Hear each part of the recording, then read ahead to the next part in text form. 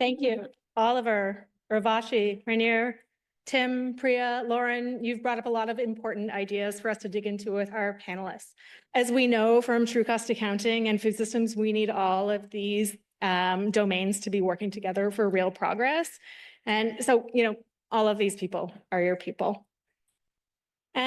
So it looks like we're ready to get started. Thanks for being prompt. The full bios of our panelists are on the Summit website, but briefly, joining us again are Lauren, representing Global Policy and Action, Tim from Finance and Investment. We also have, again, Adele, Executive Director of Sustainable Food Trust. Adele was the co-lead of evaluation methods and tools.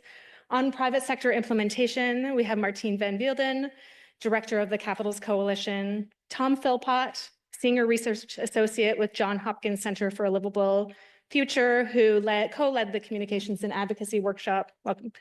And Swati Rendachintala from the Aligning Forces Workshop. Swati is an associate scientist at the Center for International Forestry Research and World Agroforestry, it's a mouthful, and project manager of the Andhra Pradesh Community Managed Natural Farming Program.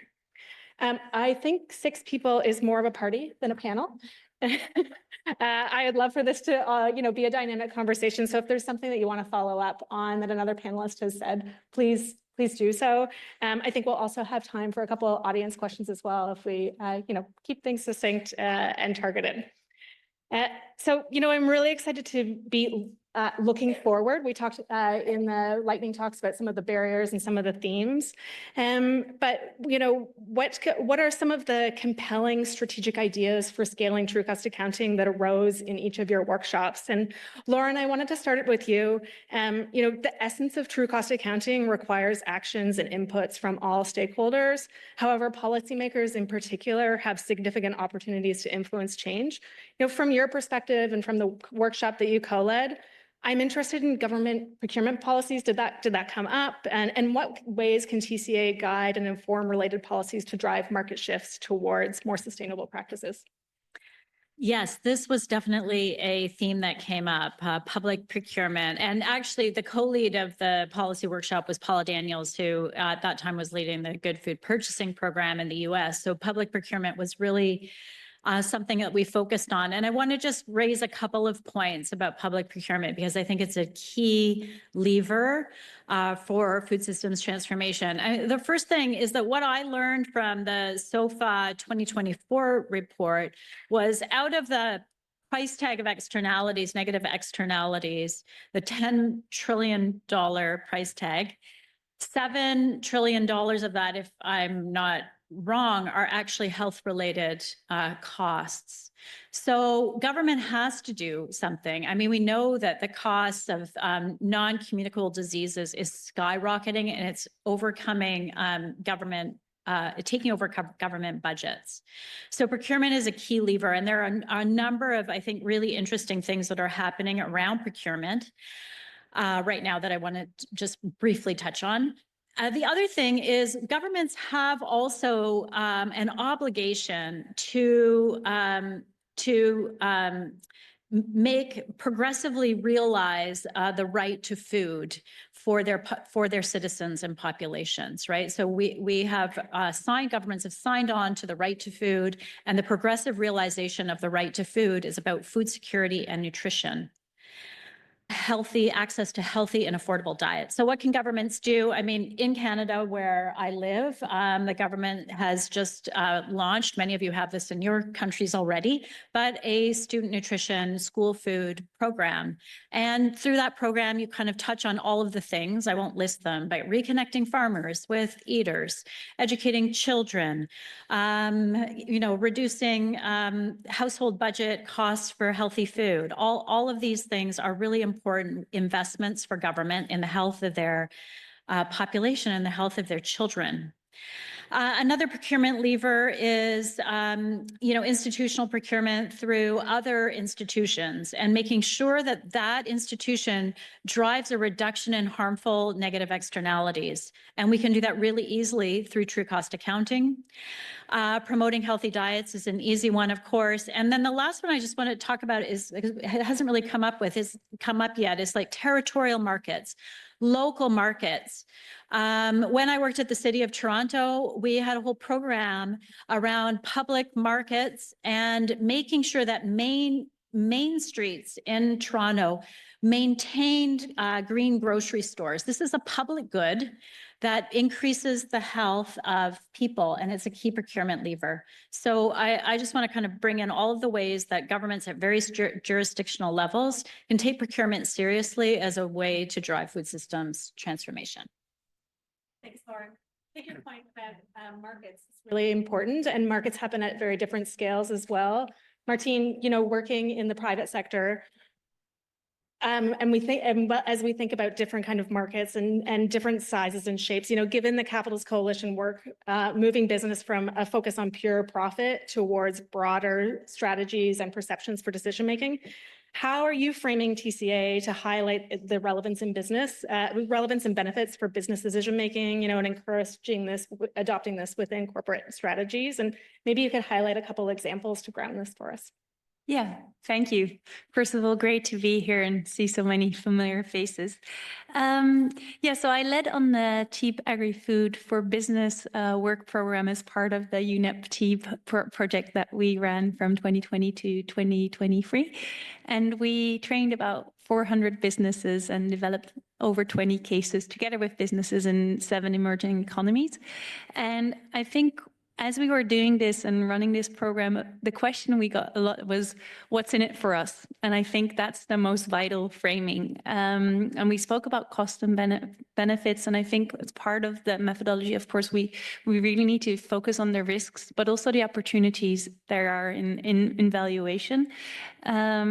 And another framing that we bring to the table, so at the Capitals Coalition, we don't just focus on the food sector. So we brought it up and we speak about the Capitals approach more often than TCA, but that's just another language thing, I guess. So what we say is assessing what we do in the TCA community is just one part of the puzzle. Businesses need to commit, like the Science Based Targets Network. They need to disclose what they do, but importantly, they need to transform. And I think that's something we're really well set currently in terms of methodologies and in terms of framing to move into transformation and to support the system to transform. And I'm really hoping that these days we're going to speak about that transformation. And only last week we received news from a business in China, a dairy company in China that we worked with, that through the assessment they did with our program, with the TEEP for Business program, they managed to disclose through a good ESG performance, and now they landed they think it's the first nature positive loan in China, so 12.5 million euros they received from the Bank of China to support their dairy farm becoming more nature positive. So I think that's great news, and that's really the impact we can have. And also what we see, so we need this investment because often the assessment shows that there's a positive business model for transformation, but we need that money to transform, to move into these positive business models. And there I really see an opportunity also for investors, and I'm sure Tim will speak to this a little bit more later on.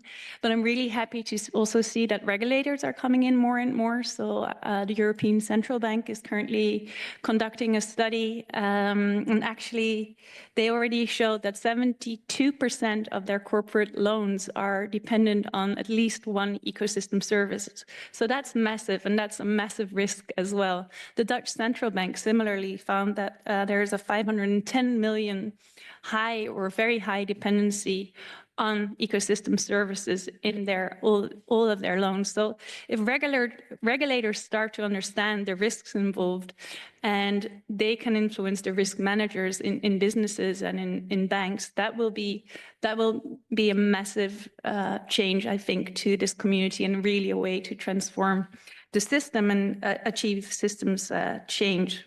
So I really think that that's there. And we also heard about the need for standardization. So we're working on that actually, not just again for the food sector, but we're setting up this governance for valuation with what we call the Value Commission. So that's work on their way to ensure that there is no, or at least that we can at least go against a little bit the greenwashing risk that there is also there, of course. And maybe lastly, just to bring some joy, as Priya just said it, I was at the COP16 in Colombia, and there I came up with this analogy of salsa for the TCA. And I think if we talk about language and making this explainable to people, I think TCA is a little bit like dance like salsa, right? But it's also the sauce. And I think we need to start looking at our economy in a different way. And I see the TCA as a salsa, sauce, and currently the sauce doesn't taste very well. It tastes of just our financial economy. And we need to think of the salsa and put other ingredients like nature and social capital into it to get a better sauce. And I think we need to get that narrative and improve that narrative so it lands with people. So I hope you'll enjoy your salsa today and tomorrow.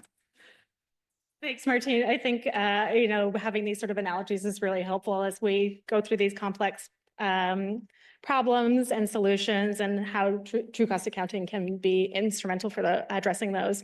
I think one of the key ingredients to that is data. And Adele, you were co-lead of the evaluation methods and tools workshop. And, we've heard over and over how critical data is and the barriers that we have around data. And, in my own work, we've also questioned equity around data and information and what kind of data is required before we can, reasonably make a decision.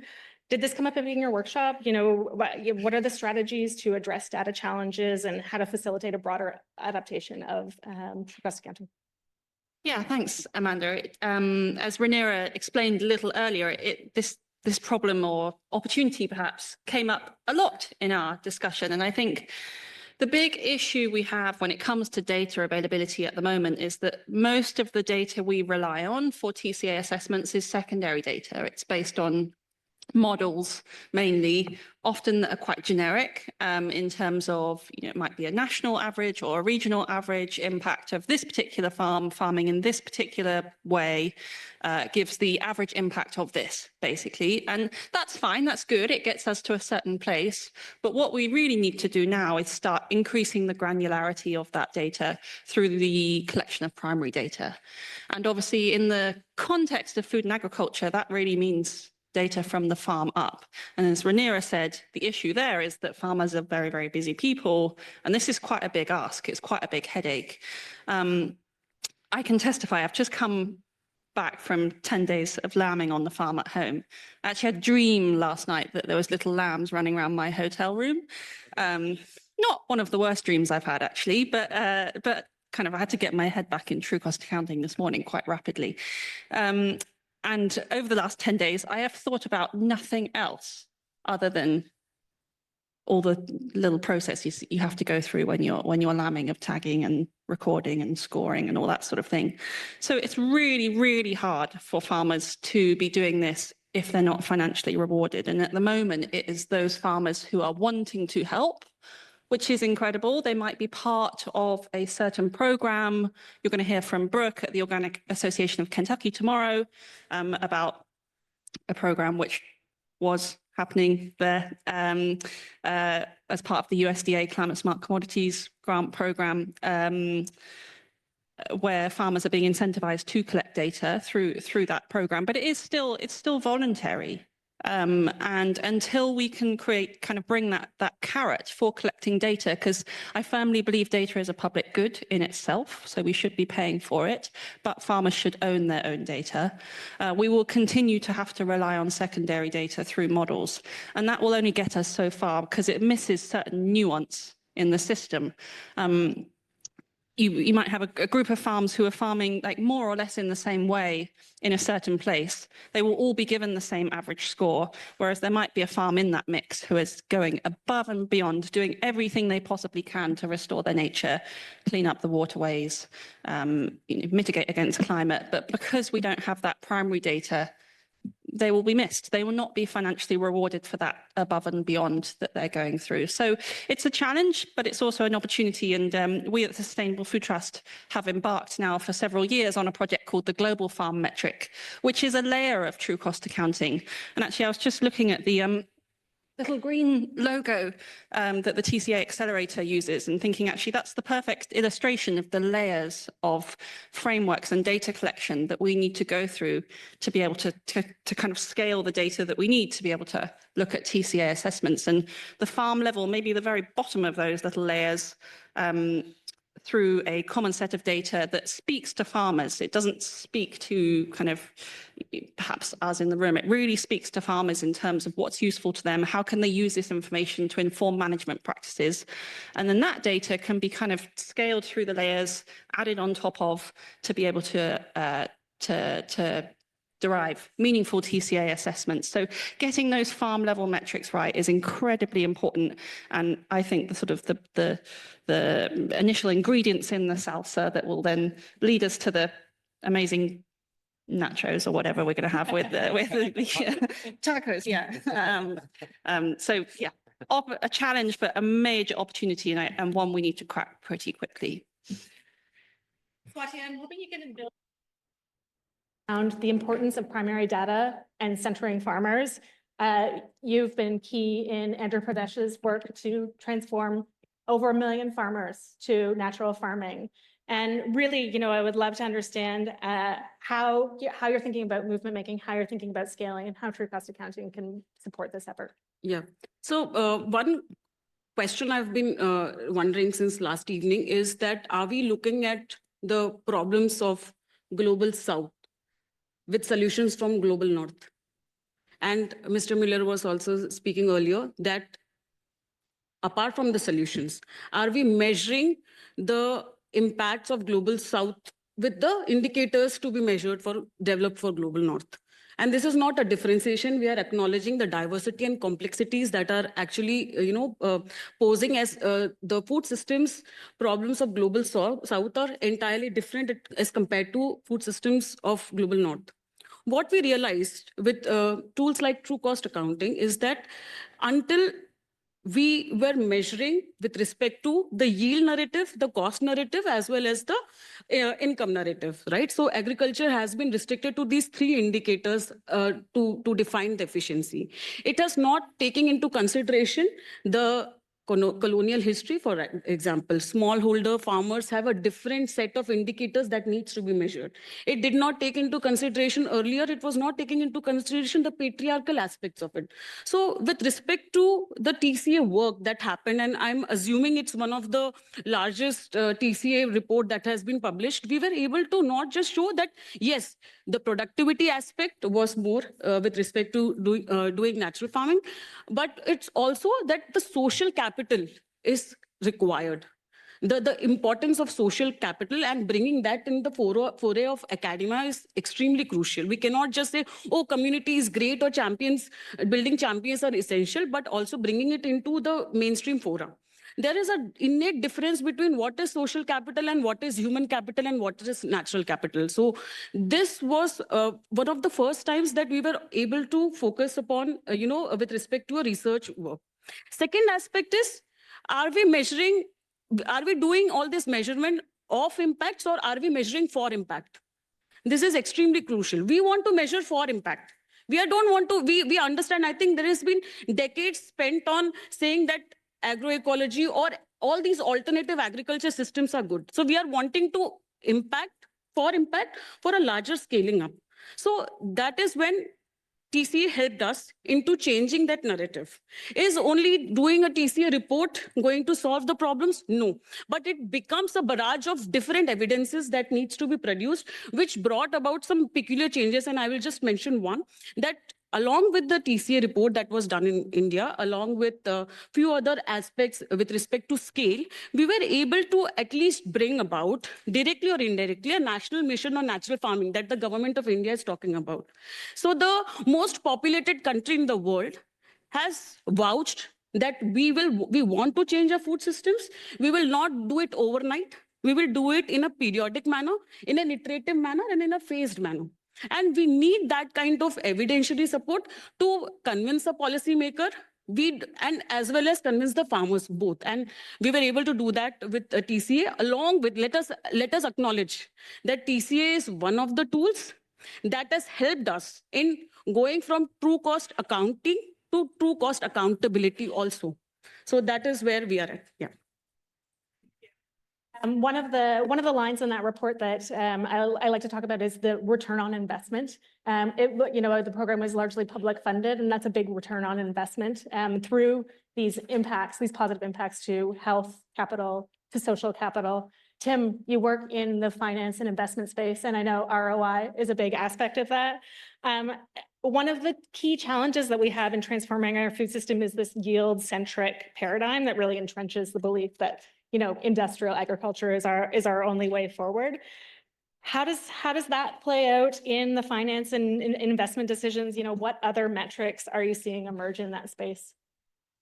Oh, I didn't think that question was going to go that way, but yes. First off, the dominant frame we work on is yield, and separate from is it right or wrong, let's look at the outcomes. Well, we're here talking about the problems with that centralized focus, but it's measurable. That's the thing. It's tangible. You know how many units you have to deliver. You know how many came off a field. You know how much was eaten and delivered. So it's a good unit of measurement because it's done on units. But it also ends up with some of the cheapest food, and also the most unhealthy, as Urvashi showed with the little video. It's not the healthiest food generally. It's calorie dense food that delivers over large supply chains, and so therefore stores well. The trick, and I think the opportunity, is spinning towards nutrition. There are game-changing opportunities in here if we actually focus on that. People need not more food, they need better food. And they need nutrient-dense food. And when you start mixing into a systems perspective, where actually there is if we improve soil health, the research is showing it improves the nutrient density of the products, which improve human health. If we can connect production to selfish interest of a human health, everything opens up. There are barriers to that, and the way I see a big barrier is what we consider science and evidence, which is like GDP was brought up earlier. I think peer-reviewed science is a necessary tool, but from a system perspective, it doesn't work as well because the whole idea of peer-reviewed is isolate variables, have a control group, and show direct causal relationship. How do you show that soil health improved your gut in that framework? So we need an additionality of science that accommodates these types of aspects. There is the public health crisis has been brought up. Governments are paying for it. We're paying for it as individuals. And so if we can get into, if we can pursue a nutrient density strategy instead of yield strategy, I think a lot of things will open up. Thanks, Tim.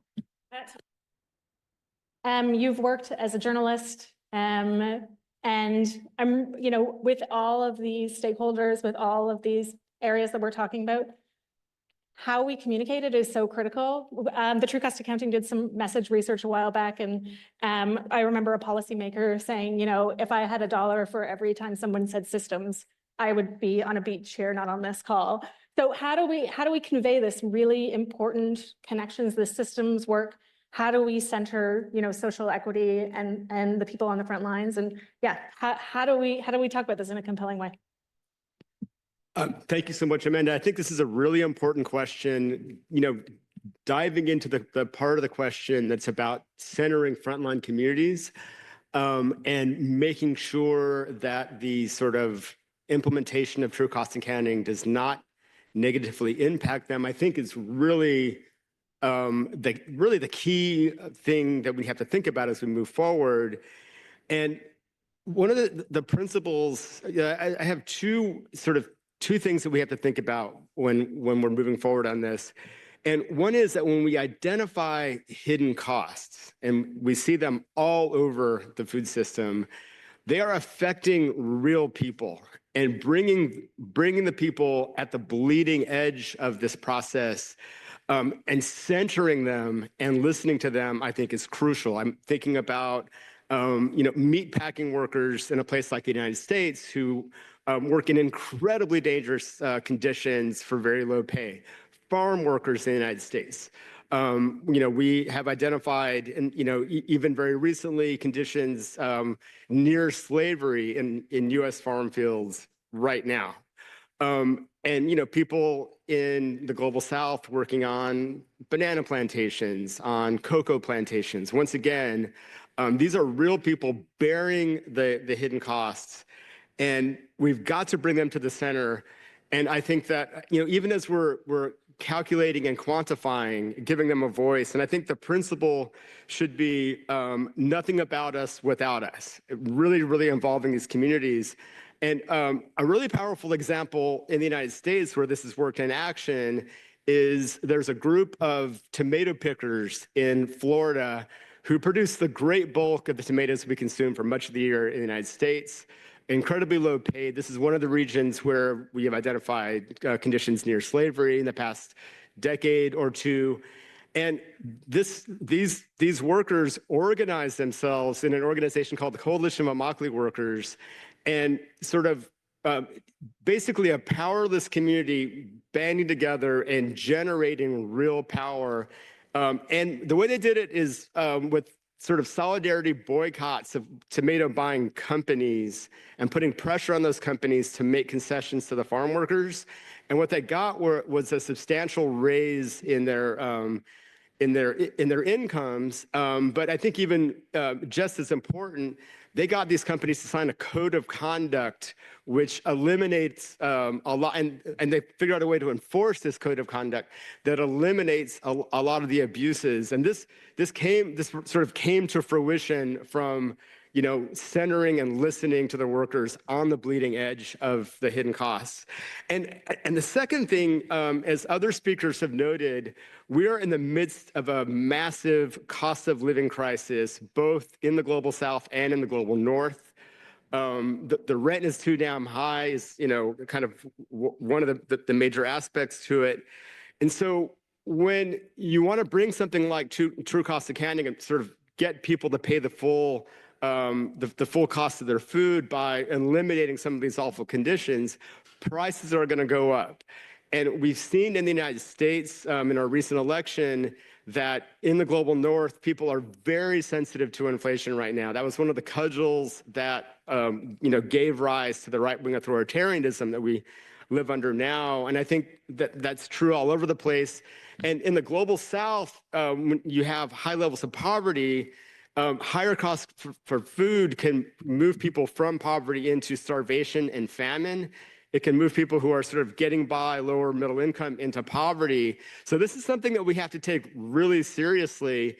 And I think that I'm going to turn Margaret Thatcher on her head and say that there is no alternative, I think, in the way that we can sort of address this problem. There is no alternative to social democracy. And that is generating programs that basically allow us all to share the higher cost of food that will be coming our way. And I toss it out like it's this easy thing. Obviously, it's very difficult right now. But one thing that we've seen in the United States is that things can change very, very fast. We're in a situation now that could improve very soon, potentially. And I think in the global South, when you talk about bringing real social democracy in a functional way, I think a conversation about reparations, climate reparations for hundreds of years of colonialism might have to come into play. So I'm not saying that I'm solving the problems, but what I'm trying to do is point us toward solutions and to really keep those two things in mind. Nothing about us without us. And also the fact that we need to figure out an equitable way to spread these costs through societies. And thank you very much. Thank you, Tom. Swati, I've heard you talk a lot about ways to communicate, and you have a real global South Yes. perspective, so I'd love you to share. Yeah. So one missing gap is the Gen Zification, the Gen Alphafication, and Gen Betafication of food systems. So the youth per se becomes one thematic in the food system transformation, but we hardly have Gen Zs in the rooms that we converse. We have my apologies, we have more boomers and millennials as compared to Gen Zs and while we talk about the future, but we don't have them. So why is that so? I feel that the power of true cost accounting, the what we're measuring, it's more than just just change to a policymaker or a politician or a donor. The kind of outcomes that we get out of true cost accounting creates a perfect narrative for building a strong consumer movement. Does your food has poison in it? That is like a dramatic statement that will really appeal to the Gen Zs of this world. And I'm assuming it's Gen Alpha today in this year that have come into picture first. Second, and especially in the global South, we have become a dumping yard for all kinds of negatives. Our youth consume more of internet data rather than consuming good food. That is the reality of today, right? So how do we really bring youth, just not one aspect of a massive integration? We also talk about them and bring them in the room and in the conversation. And I believe that tools like TCA have much more potential than just being a tool. It is a form of advocacy. We need to really understand how we can go beyond just talking about measuring to bringing about this narrative shift. Because see, there will be a lot of conversation. I'm listening. We are using the word incentives. We are using the word, remunerating, ecosystem services. Not every problems can be solved with just incentivizing or removing subsidies. We need to talk about behavioral change. So because incentive-based systems cannot last longer. They are unsustainable. The moment you remove incentive, it will be status quo. So we're talking about behavioral change, and that is the reason we need to really look at what we use as such an amazing tool per se for a greater change of behavioral attitude and not just for measuring and restrict it. So. We have just a couple minutes left, and I would hope that we would have gotten to audience questions, but unfortunately we won't. I hope that if you have a question for one of the panelists, you'll find them at lunch. I'd like to just wrap up by asking you each to share in one sentence, what do you want the audience to take away from what you've shared today into the next day and a half? Martine?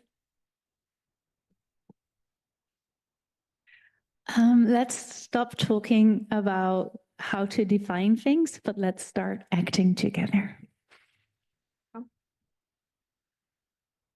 Just to put real faces and names to the people at the bleeding edge of the hidden costs, and to center them and involve them in the process of developing true cost accounting.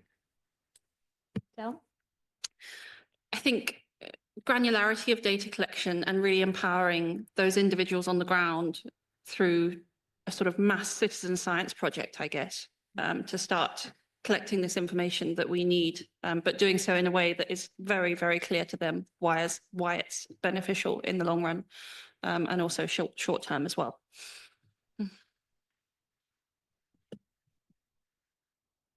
Take this large set of data and measurements that we're asking, present them to producers, and ask them which one's next, which ones work in your community, on your soil, and to your livelihood, and start there.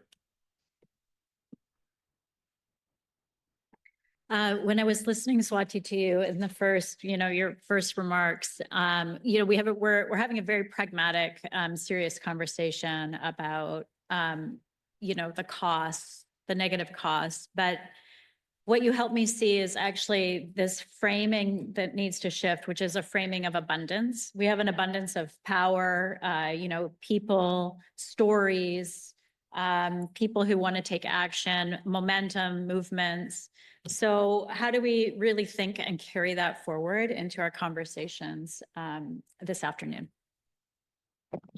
I joined the sector in 2017, this frame of food systems. And back then, one of the representatives from FAO had mentioned that we have, by 2030, we have just 13 cropping cycles. And today we are in 2025, and our long-term vision has become a short-term vision now. So hardly much has happened over the last 8 years or so. What I want to say is that whatever is the transformation, it's diverse, it's complex, but let us not get restricted only with respect to funding finances. We need to invest in social movements. Today, we are standing in unprecedented times. One political shift in one country changes the entire ecosystem and conversation of changes in the world. And I'm sure I'm sure you know what I'm talking about. So depending upon one project, one solution, one country, we need to talk about social movements. Because movements in the past, like the feminist movement, Black Lives Matter movements, were independent of just the finances of it. It really triggered something which was unprecedented and unparalleled. So we need to talk about social movements in food systems transformation. Let's work towards that. Thank you. Thank you, Swati. Thank you all to the panelists. Thank you to you.